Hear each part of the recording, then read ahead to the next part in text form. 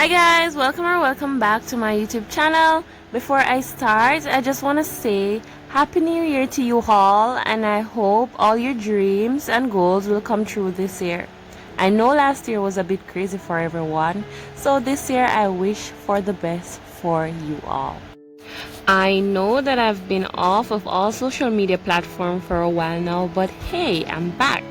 And thanks to the guys who reached out to me, checking in, wondering if I'm okay.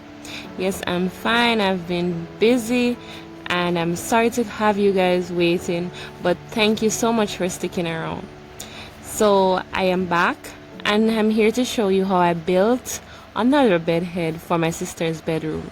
I will also have a part 2 video on how I decorated her room, so stay tuned for that. As I always said, a bedroom is not complete without a bed head, and it makes a big difference in a room. And so this is why I am showing you these different types so you can build these bed heads on your own.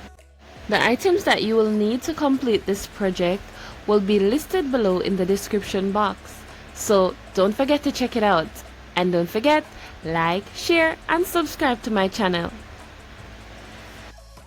What you see me doing here is similar to my previous video. The only difference is that I am using a G-clamp to hold my pieces in place to make the spaces between them tight. And I'm just driving the screws in, as you can see. As stated before, it is my sister's bed head, and so she has all the say. She stated how she wanted the design, and so we decided to stagger the wood pieces rather than laying them out straight. That also saved me some time and energy because I didn't have to make any additional cuttings to even out the pieces. The step-by-step process is quite simple. You're first required to lay out your first board on a flat surface, and then you will install your 2 feet.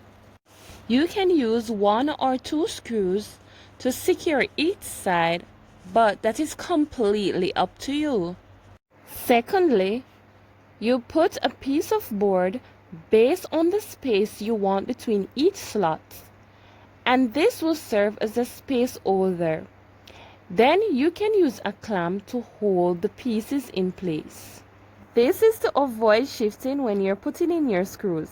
Then you just repeat the process until you are done. So because she don't have a bedside table, I decided to give her a few shelving. So I had some leftover wood from a previous project, and I'm just gonna cut that in 3 because she said she wanted 3 shelving and not 1, so I'm gonna give her 3 shelving. And what I'm going to do is just cut that piece of wood in 3 and just place them in. It's pretty tight because it is the same size of the spacer that I was using. And no, I did not plan this, but yeah, it worked out fine. So that is what we're gonna do. So this is what it looks like now. My next video will show you what it looks like over the bed. Honestly speaking, it's looking like a popsicle stick right now, but we will see in the next video what it actually looks like. What's